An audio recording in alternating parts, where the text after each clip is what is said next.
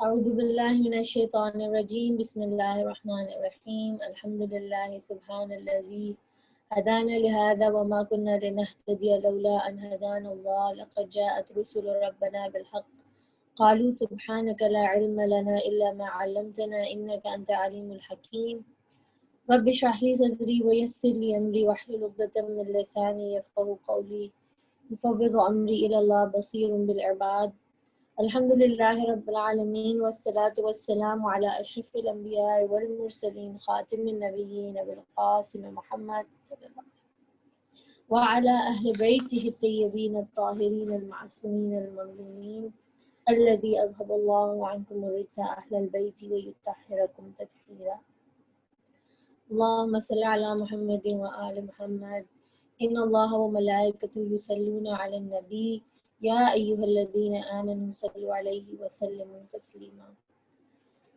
Assalamu alaikum wa rahmatullahi wa barakatuh.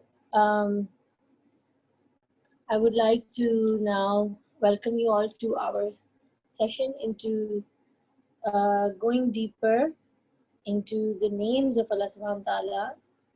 And with reference to Surah Fatiha, we said that Allah subhanahu wa ta'ala's wisdom in everything is so profound that we mentioned how when we talk about Alhamdulillahi Rabbil Alameen, it is a journey through Alameen.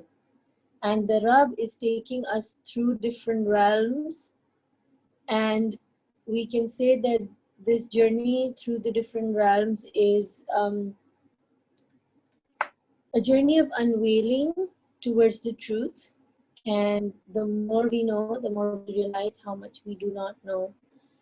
And hopefully this journey humbles us and makes us more and more internally enter a very sincere state of servitude and a sincere state of humility, where we can truly go to a place of feeling like nothing, feeling like the one who is really nothing unless, Allah subhanahu wa ta'ala's power and majesty and qudrat can be realized, truly realized. So if there is this journey, then, internally we come to a place of helplessness, of not being able to say that, well, I can figure this out, or I can sort this out, or it's easy for me, and all of that I and me starts to honestly disappear, where you feel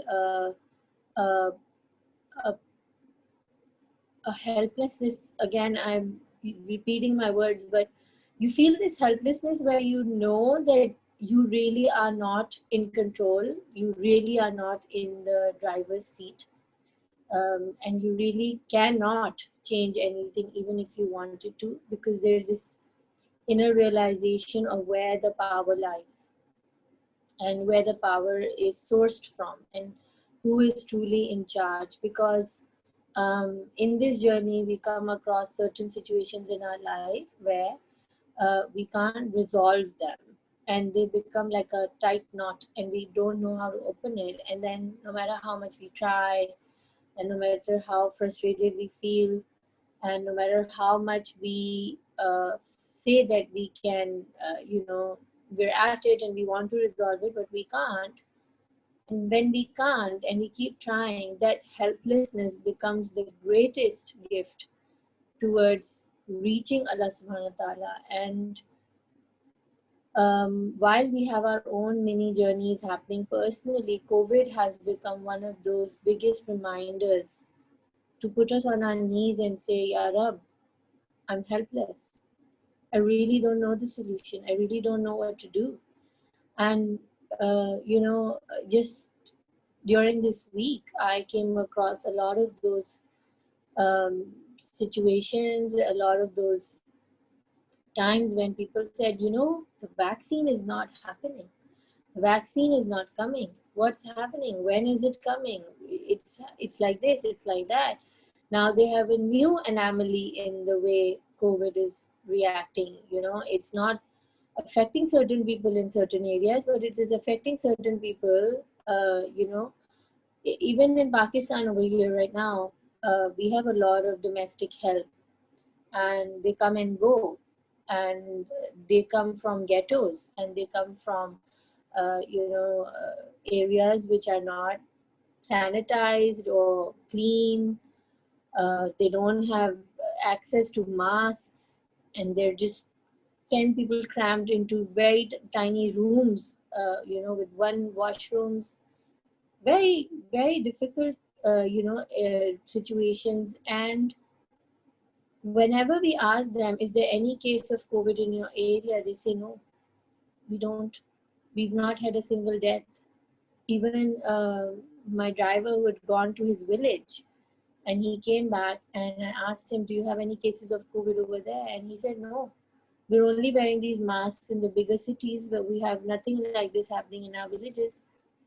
And nobody's fallen sick. And it's so surprising. And yet it's not surprising, because Allah is Allah, you know. And that is why we come to, again and again, we have to come back to His most gracious mercy, because over there, the doors are always open, and the path will always emerge. The road that we're on leads sometime to dead ends, and we feel like we're stuck and we don't know how to get out of it. But the truth is that for us, one of the biggest, well, there is so much in the Quran that is so motivating and full of light. There is only light in that book. But to see the story of Hazrat Musa, that is a very for us, it's a very beautiful imagery that Allah has brought and kept for us to use in times of feeling stuck, because the ocean was in front and the army was behind, and yet Musa was able to keep a good opinion of his master and say, no, but my Lord is with me and he will guide me. And I'm really inspired by the ayat in Quran, the message in Quran where Allah says, Allahu waliyul ladina amanu yukhrijuhum min adh-dhulumati ila an-nur. And so when Allah subhanahu wa ta'ala is saying, Allahu waliyul ladina amanu, He's saying, I am the wali of those who believe. And I had mentioned earlier that for me, belief is not having that belief which will, categorize us as a believer so we can go into heaven. We've always been talking about heaven in the present moment. And a believer is someone who believes in good, who believes in hope, who believes in love. And we know where there is love, there is unconditional help, there is going out of the way. We see mothers literally pushing away cars to save their babies.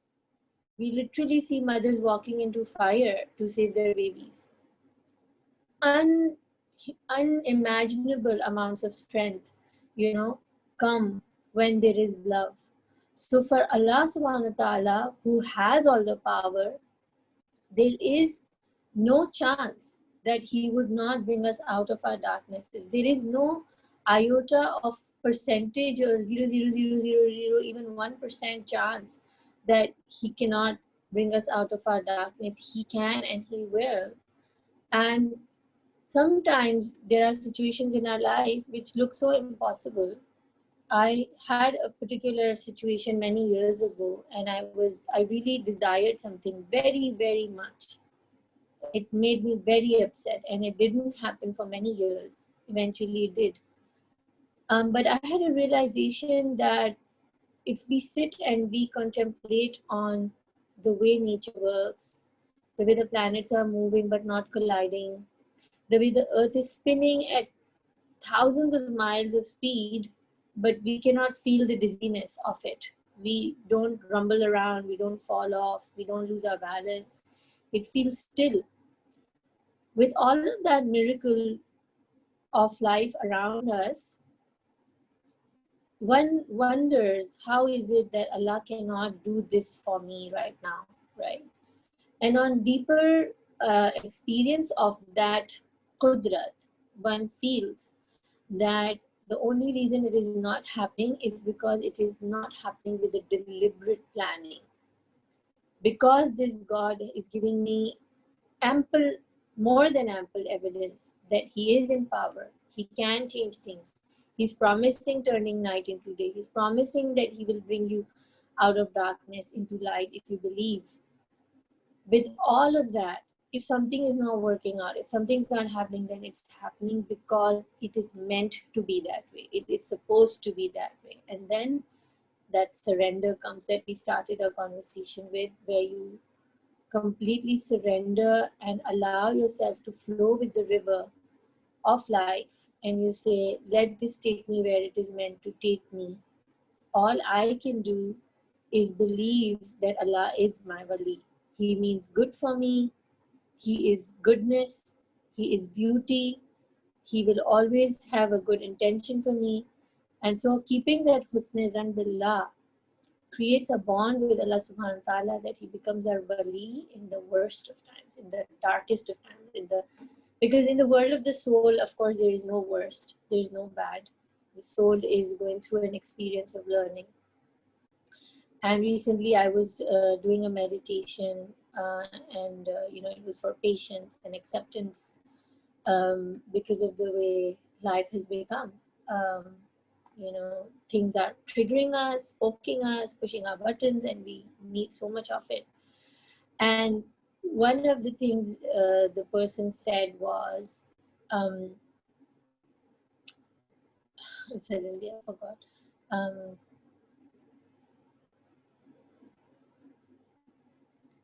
Okay, it'll come back to me. So we are working towards finding that place of complete reliance in Allah subhanahu wa ta'ala and going with the flow and surrendering, and His mercy and remembrance of His mercy keeps us going and keeps us in that light. And when we say Allahu waliyul ladina amanu, Allah says, I am in the opinion of my servant. So if we keep this opinion of Allah subhanahu wa ta'ala, that He is Rahman and He is my wali, then He will come through. He will be that friend who is always standing by. And when we are reminded to pray His names Rahman and Rahim constantly in our lives, we realize that Allah subhanahu wa ta'ala is so merciful that He wants us to remember His mercy constantly. And then He commands us in the Quran, remember with a great remembrance, with a often remembrance, really close, like don't forget even when you're sleeping, be in a state of remembrance. So let us begin the explanation of Ar-Rahman from this book by I'll show you the cover of the book. Sorry, it's a little, I forgot to put the, just a second. Okay, I forgot to put that image. I can show it to you on my video. It's this book, Divine Names by Rosina Fawzia Al-Rawi, and I really, really appreciate the work she's done. In fact, there is a meditation on Insight Timer. It's the Al-Wasi meditation. I'll post its link on the group. The explanation of Al-Wasi from her book that they've used for that meditation is just so profound. It's just so beautiful. Al-Wasi is one of those names as well, which is really like expansive. It really, because Wasi means expansion, and it expands our hearts to receive. And of course, it's connected to Allah's mother name, Ar-Rahman. And it's so amazing how Rahman is also the mother of all names, and Rahman also comes from the womb, Raham. So both are so related. Now, The most gracious, the most merciful, the one who brings blessings, the compassionate. Ar-Rahman is like the ocean of infinite kindness and beauty. Ar-Rahman is the tide overflowing in its mercy, all embracing in its nature. It is the gate through which all the divine names flow. The 99 prayer beads correspond to the 99 most beautiful divine names, which start with Ar-Rahman, Ar-Rahim, the most gracious, the most merciful. The two names of mercy that mark the beginning of each surah in the Quran, except the ninth, and that should also be used whenever we start something. So, Bismillahir Rahmanir Rahim. May this invocation call your heart to lead every deed back to its truthfulness. This name contains all the qualities of love, generosity, mercy, and compassion. It symbolizes the compassion that flows forever and ever to all creatures without distinction, as it contains the divine quality of blessing and joy that touches them all.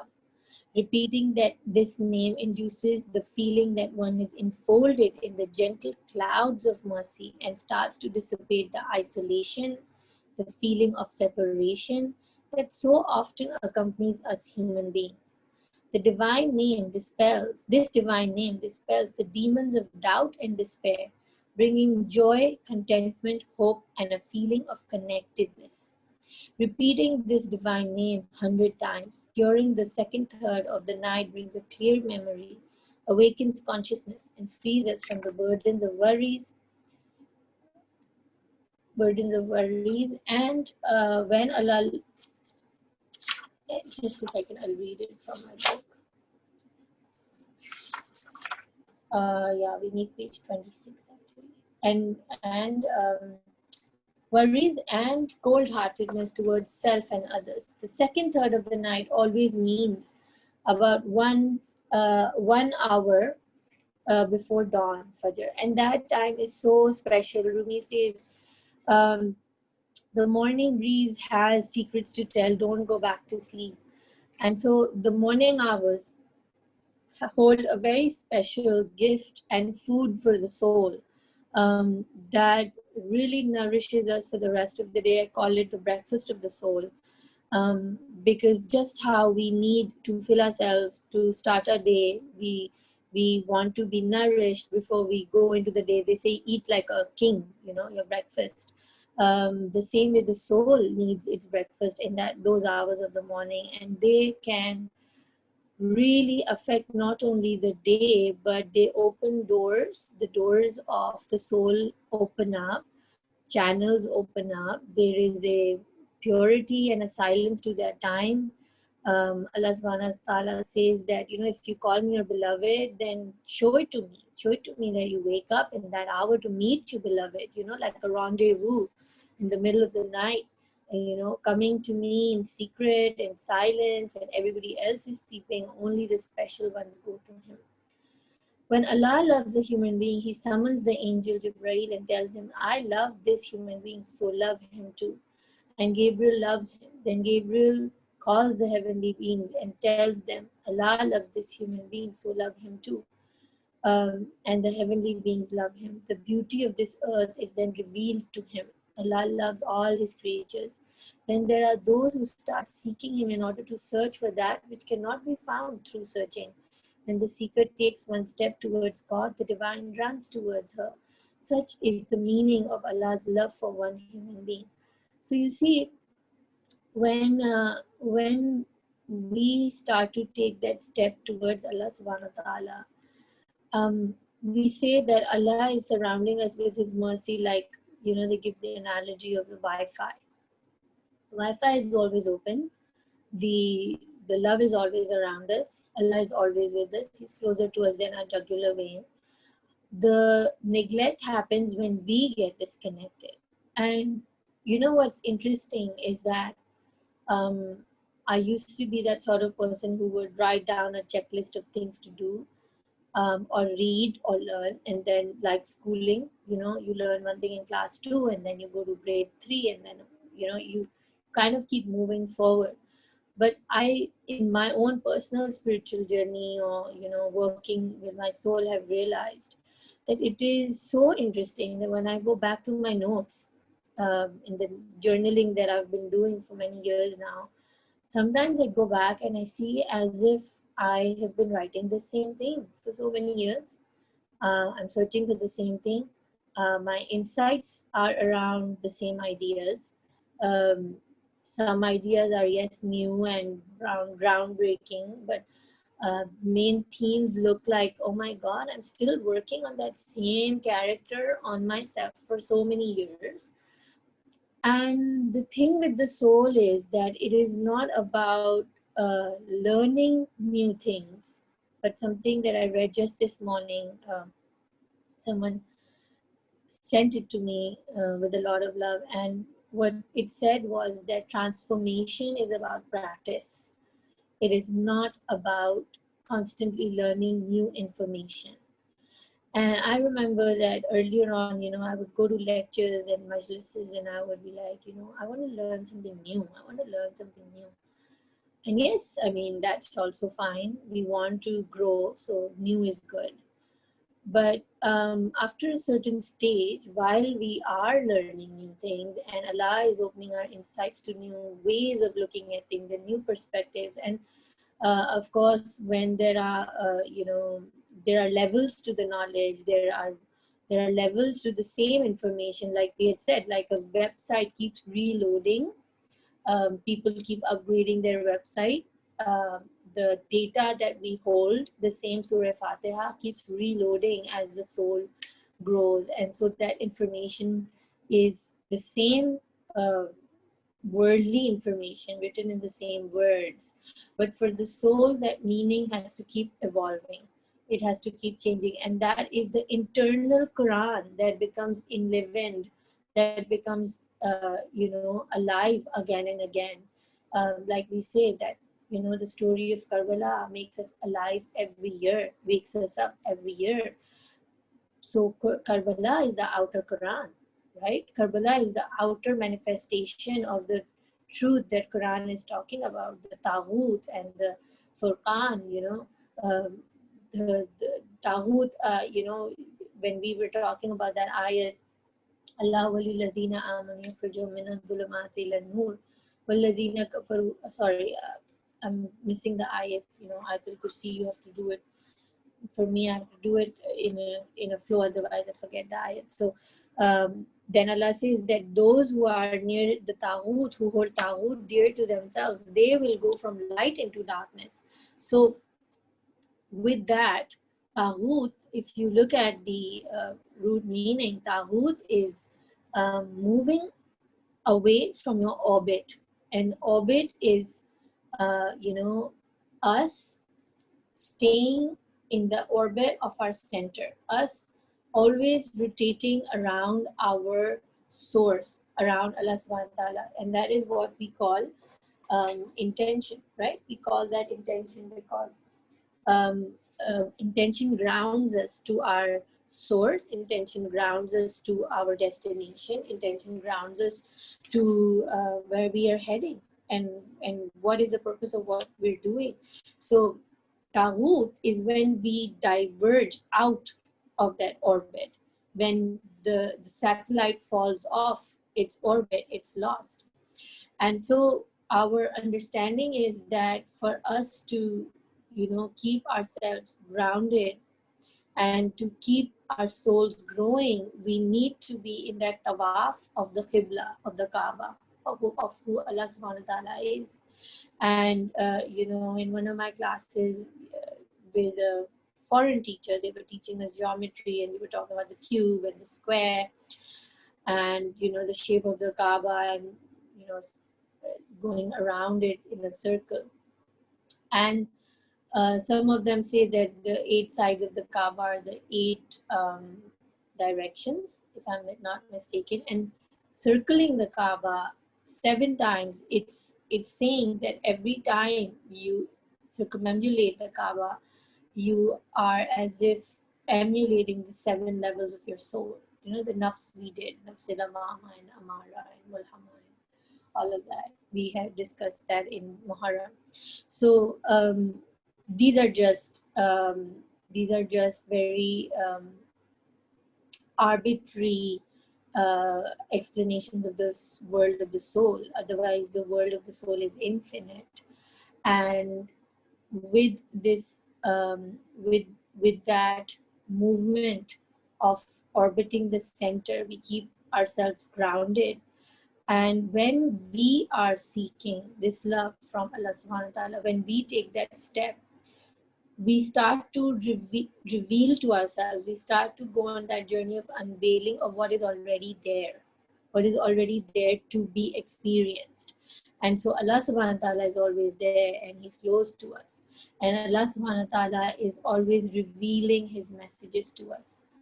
And what happens is that when we start to seek, we start to have a vision where we can suddenly start seeing. It's as if the television screen is in front of you, but now you have put on the glasses, because our visual eyes, outer eyes, cannot see what the soul has to see. And so the vision is blurry, and now you start to put on the lens of seeking, the lens of sincerity, the lens of purifying the intentions, and you start to see Allah subhanahu wa ta'ala, who is already there, who is already around us, and His love and mercy already surrounds us. So now when they say that when the seeker takes one step towards God, the divine runs towards her, such is the meaning of Allah's love for one human being. Let compassion and kindness touch your heart and influence your words and deeds. For those who treat creatures of this world, minerals, plants, animals, and humans with kindness, find themselves enfolded in divine kindness, which then come to feel within themselves and around them. So repeat 10 times the divine name Rahman after each prayer, so that your heart may widen with each beat, and you may perceive the wonders around you and beauty that lies in you. One beautiful thing about repeating, and so that our hearts widen, is that the heart pumps blood, right, throughout our body. And I read one of these mystics, they were giving a talk, and they said that when we do dhikr, if we can go deep into our hearts and infuse our hearts with that name of Allah subhanahu wa ta'ala, then imagine that that name gets infused in every pump of your heart, right? And as the heart beats, the blood in your body just takes that zikr throughout your body, and it's a matter of seconds, right? But there is so much beauty in the imagery itself that we infuse with every breath. So we breathe in and we say Ar-Rahman, and that breath, we know, right, through the lungs it purifies the blood in our hearts, and so that zikr with every breath gets infused in the blood of our heart, and then it gets pumped throughout our body. And so there is shifa, and there is shifa for the body and the soul and the mind and the psyche and everything in the askar of Allah subhanahu wa ta'ala. Kindness in one's heart means to carry a gentleness in one's heart, which opens the eye of the heart and induces a deep feeling of connectedness to all the beings of this world, which we then truly understand. Now, I want to share something very personal with you about myself, and I'm sharing it with you because of how we make an effort, and sometimes we feel it's not working, but then one day you realize, wow, it did work, and nothing goes to waste. And it reminded me of the ayat in the Quran where Allah says that every zarra, every iota will be rewarded. So even in this world and even in the hereafter, and we're always concentrating on the fact that the reality of our grooming the soul has to start to manifest itself here. We can actually become aware of those changes within ourselves in this world. And many years ago, because of the household I came from and the way I was brought up, I was a very rigid mother. I would be very disciplinary with my children, and they were young, and even though I would be able to stay kind with other people and speak to them um, with politeness, with my children, I was extremely rigid because I was brought up that way, and I was going in a very unconscious parenting mode, and I would do what I was taught, and I always felt, well, I turned out okay, so what I was taught will be okay for my kids too. And then one day I met a scholar. She was so sweet in the way she spoke, and she was talking about parenting, and she said, use beautiful names for your children, like princess, like flower, like John. Use these words, and make them feel loved with your words. Every word has an effect. And I was sitting there, and I realized I've never ever used a kind word like that for my children. I've never done it, and it felt so alien to my nature. It felt like that's not me. How will I ever do that? But there was a desire in me to do it, because when we see perfection and when we see beauty, we want to absorb it. We want to go towards it. Like we are hardwired to move towards that kind of perfection. So that day I decided, I said, I want to do this. This sounds really good. This sounds really nice. And I want to do it. And so it was very strange for me in the beginning, to call my daughter Zainab Jan, and, be kind to her, and, be sweet to her. And in the sense of having this sappy kind of love, being really sweet. And I wasn't like that. So I started that. I made the intention, and then I started that, and I started using words of mercy, right? And trying to see good, and to create an environment where there was love in the language, there was mercy in the language. And just a few days back, I realized that now I can't stop myself from using these words for everyone. There are special words for my children, but when I talk to anyone, these words come naturally. And what those words do is that they actually change the way I'm feeling towards the people as well. Sometimes I catch myself writing and then feeling, when you're messaging someone, you're writing, and then you feel those, and then you feel that love. And it becomes as if your habits become your teachers now. Your habits bring you into a state of consciousness. And that is why Imam Khomeini, he says that your heart is like a child, and you keep repeating the dhikr to your heart until one day the child says it first. And we said, I don't know when I've said it, but I've said it a couple times, that dhikr becomes such a part of our soul that then sometimes we wake up from our sleep saying those askar. And we've also been saying that the true zikr is a inner transformation of the heart and soul. And what I wanted to mention, what I wanted to bring to your notice through this experience in my life is that, number one, some habits are difficult, and they feel alien, and they feel not a part of us, but it's the uswatul hasana, right? It's the khulqil azim of our holy prophet. And we're commemorating him these days, and he is such a palpable presence of mercy in our lives that we can only imagine the way he must be talking. We hear about the way he would talk to children, and the way he would behave with respect towards the women, and his kindness and his gentleness is so palpable, right? It's like undeniable beauty in his ikhlaq. So we start small, we start with these little things. And what I want to say to you is that despite my upbringing, and despite my, I can say, disposition, which I thought was just my nature, with little, just chipping away, you start to sculpture a new you. And little by little, the change comes, and we don't need to feel upset if it is not overnight, if it is not, um, fast. And I actually wanted to bring up two things that I learned last week when we did our session on waiting and patience, and we were talking about the embryo.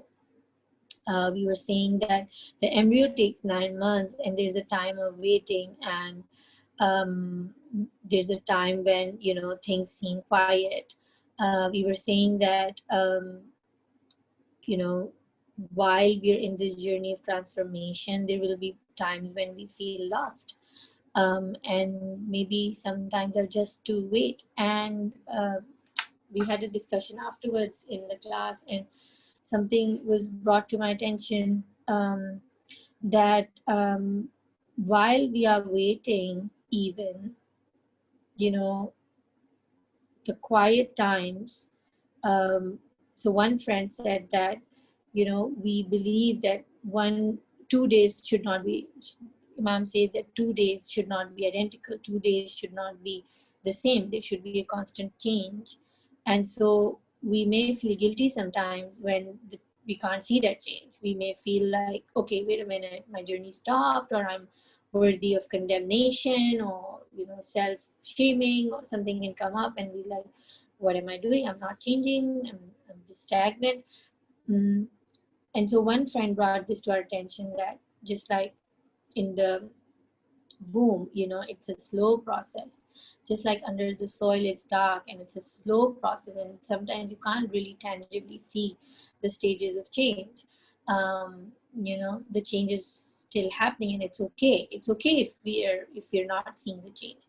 But I think Naseem auntie is with us. She's a big scholar, and I'm so honored and humbled that she participates in these talks and listens to my ramblings. I'm so humbled. She wrote to me, and it was such a gem for me to learn, that she brought to my attention that yes, while we don't see major changes, we don't see tangible changes in the journey sometimes, and it's slow. There are really small things that we're still doing which contribute towards that striving, that journey, that we don't need to feel that nothing is happening. So even while we are not seeing that transformation within us, even though it's a waiting time, even though it feels like a difficult time where the transformation doesn't look obvious, a lot of people message and they feel like I feel unstuck, and I used to have certain dreams and now I don't. I used to have certain experiences, now I don't. Certain things used to happen, but they have stopped. And what is this? What is this? And we remember, and so what she guided me towards and brought my attention to is that even if that is what is happening, even if we on our own can pick up a book, read a hadith, or read any book, and strive towards a knowledge that we feel is beneficial, and we can make the time for our growth and make that intention, even if it's self-care, even if it is self-care. For example, I'm going to read a book, or I'm going to even take a shower with, like, those bath bombs, and fill the tub and say, I want to feel pampered in Allah's love, and I want to relax and unwind. I want to freshen up so I can be not cranky, right? I want to do these, I want to paint, or I want to dress up, or whatever. Uh, Even those little things on a daily basis that we're doing, even the resting time with the right intention, it's contributing towards our journey. And so we don't need to feel dismissive of ourselves. We don't need to feel despondent that my journey has become stuck. So I really wanted to bring that in because it was very pertinent to our discussion, and to come back to this, that in my journey, then whatever I said, let me discipline myself in a different way. Let me start to incorporate beautiful words in my language. They have had a profound effect on me as a person. And why I said this incident or this experience in my life is because when we read over here, which says that kindness in one's heart means to carry a gentleness in one's heart. I personally feel that, our circumstances sometimes make us hard-hearted. Uh, we go through pain that can make us stone heart, and we don't want to go to that pain, and we don't want to see that pain. And so we close up, and that closing up makes us very robotic sometimes. I don't know about you, but I have been there. We don't want to feel our pain and emotion, so we can't feel others pain and emotion. And even if we can feel that pain and emotion, there was a journey where I started to experience so much pain that I would not be able to be there for my friends. I would not be able to listen to their painful stories because it used to trigger so much pain within me. I used to get overwhelmed. And there were times when I was actually physically sick because of this overwhelming feeling of pain. And what over the years our work on ourselves does is that we make the intention, and then I don't like to use this sentence, fake it till you make it, but I haven't found a better alternative to it, that we practice it. We keep practicing it until it becomes part of us. And so I always wanted that, I want to feel this gentleness, and at times now, even when I'm not feeling the gentleness, the habitual way of communication brings that gentleness into my heart. I feel that, and with time I have felt that there's a transformation in the way we do life. The sincerity starts to get absorbed in the heart. The realness of it. First I'm faking it, so first I'm feeling, what am I saying, this is not me, right? And then gradually and slowly you come to a place where it becomes part of you. It really feels like this is who you are. So in one's heart, which opens the eye of the heart and induces a deep feeling of connectedness to all beings of this world, which we then truly understand. Now, over here, there's something really beautiful that I want to say a few words about. Inducing a deep feeling of connectedness. Now, this feeling of connectedness is what unity is all about, right? Connection connects us, and when we get connected, we become one. And so we talk about network, right? A network is, we don't say, when we create a network, we're creating connections. And when we are making these connections, we're creating this network which unites all of us. There is unity, and everything which is about unity is about Tawheed. Everything which is about the number one is about Allah subhanahu wa ta'ala's Tawheed. And so Allah says, that wherever you turn is the face of Allah subhanahu wa ta'ala. So any connection we're making, anywhere we're turning, any one we're looking at is nothing but Allah's face. It is His manifestation. It is a different reflection of that manifestation, but everywhere we turn is Allah subhanahu wa ta'ala. And when we start to create these connections and we feel connected to all the other beings of the world, we are moving in the direction of unity. We are removing boundaries that cause division and take us away into multiplicity. Connectedness brings us into a state of unity. And a lot of the people who've had mystical experiences, there is one woman, she was having a stroke. She had a stroke, she had a brain hemorrhage. And she said that when I was going through that experience, I suddenly felt like I wasn't this body. And I felt like I was like a bubble, not a bubble, but a cloud of atoms which is scattered, and it became part of the entire world. And the world, the universe was me, and I was it, and there was no distinction between it, and we were just one, and I felt one with everything. So a lot of mystics who reach higher states, they will say this very exact sentence, that we felt one with everything, right? Because there is a merging. There's a merging because there's a letting go of the self, and subhanallah that they experience these things to reach a place of unity with Allah subhanahu wa ta'ala. It is the analogy that mystics give of the river entering the ocean. and the river has to lose itself to become part of something very majestic and very huge. But Khalil Gibran says something really beautiful about that. If I can read it out to you, I can't find my phone here right now.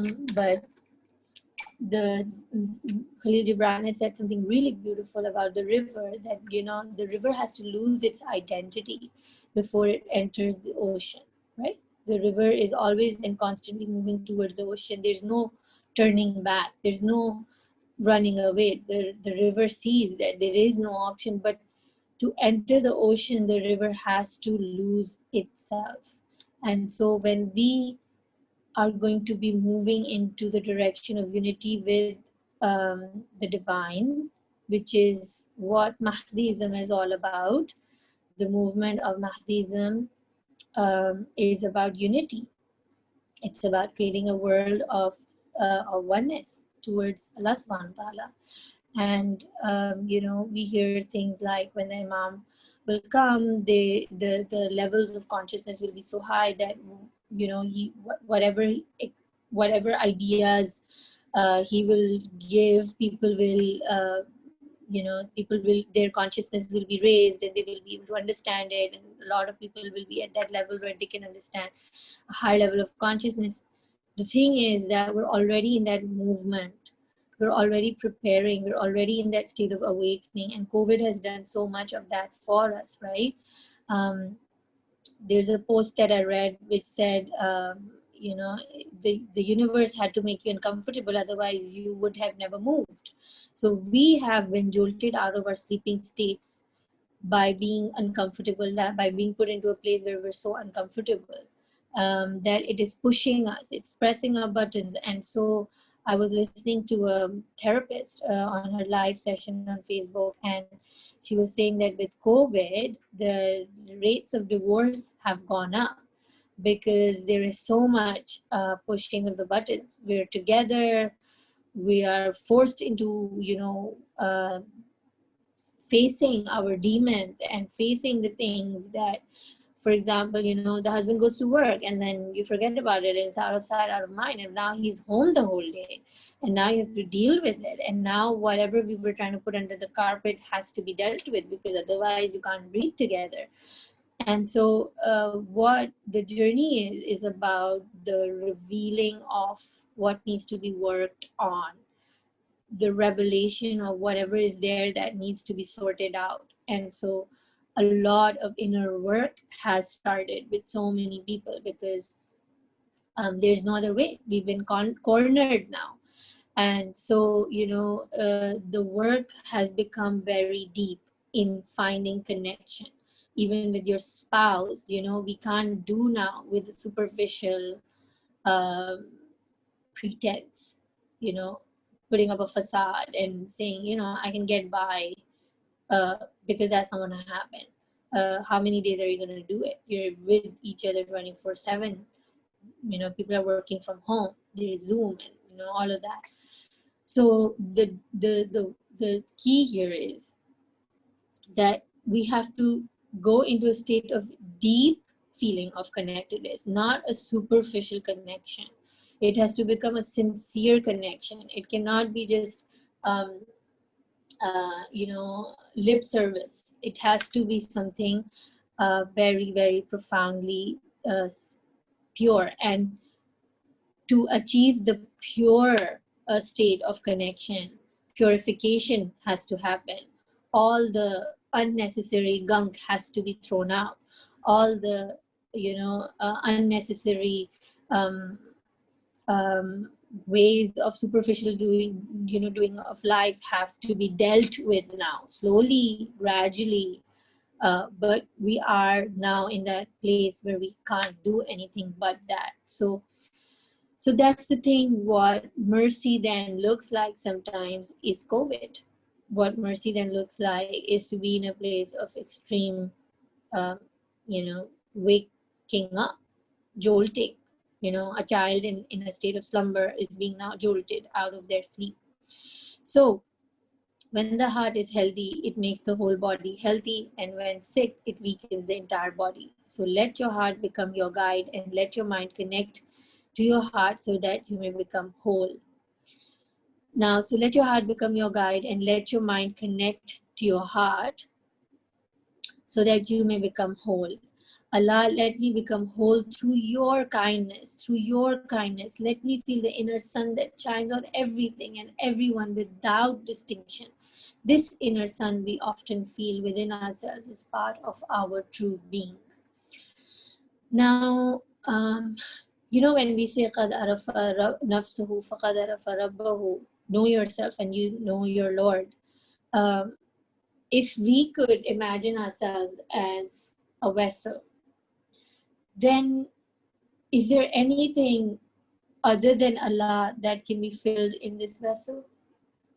Nothing, right? There is nothing but Allah. So what is in this vessel? It's Allah.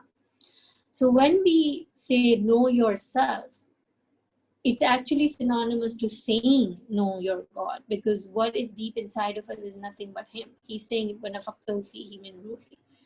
If we open the door and we go inside, what will we find other than Allah? We can't find anything but Allah, right? So when we say that, feel the inner sun that shines on everything and everyone without distinction, is Allah within us, which gets obscured by biases, judgments, and prejudices, right? And we create these distinctions. And the journey of the soul, becomes a place where we have to start becoming so subtle with our inquiry. We have to become so meticulously detailed in the questions we ask, and the answers that we're seeking, that at times it makes us uncomfortable. All right, it makes us question a lot of things that we wouldn't have seen earlier, or we grew up seeing, but it became part of our belief. So one of the things that I was actually talking to a friend yesterday, and we were talking about this very sensitive topic of hijab, and she was saying that, in my university, in master's marketing classes and modules, the teacher said something very interesting, and he said, your body is a brand. So whatever you will wear or whatever you will be, without knowing it, you are a brand ambassador. And for me, it was creating a truth and a belief, which we become very normalized with, right? So none of this is right or wrong. These are perspectives, and I think I'm just teasing a little more deeper thought here. All right, so just bear with me. And so it's a very commonly understood thing that yes, our bodies are a brand, and we become an advertisement of who we are and what we represent. And yet at the same time, we've been brought up with a very famous saying which says, don't judge a book by its cover. And so if you look at both these ideas, they're contradictory. One is saying, don't judge a book by its cover, and the other is saying your body is a brand, and be careful about what you do with it and how you showcase it. And then the idea was that, when a woman is in hijab, she has to be at her best behavior because she's representing a brand which is Islam. I don't want to digress from our topic, but the idea is that will a Muslim woman never make a mistake? And if she makes a mistake, will she make a mistake deliberately? And are we not all humans, and will we not make mistakes? And if we make a mistake, is it fair to say that, she made a mistake and she's a Muslim, so now attribute it to her hijab or attribute it to her religion? It works both ways, right? If a woman is doing something good and she's in hijab, okay, it's bringing a good name to Islam. But then a Muslim woman is a human after all, and she will falter and make a mistake sometimes, and then it's not fair to attribute it to a religion. And it is not fair to say that, this is what she was taught or this is what she represents. It's working both ways. And so then judgment comes. And when judgment comes in the good, the judgment comes in the bad. And what we want to create is a world without judgments, without pressuring people about what their personal journey is. And so when it comes to judgment, it's not a place of love. Judgment is not a place of love. And Allah's name, Ar-Rahman, is all about loving without that distinction. And one thing that I learned in my own journey and about my own intentions and sincerity is that we in my own upbringing, we went very far away from trusting people with their goodness. And the way I was brought up and the way I was conditioned in the mainstream Islamic schools, very openly, I was taught, do not trust yourself and do not trust people. And, don't trust yourself because shaitan will take over you any minute. And don't trust people because shaitan is always there and, people are bad people. But Allah subhanahu wa ta'ala is saying, I am in the opinion of my servant. And everywhere we turn is the face of God. And there is only Allah.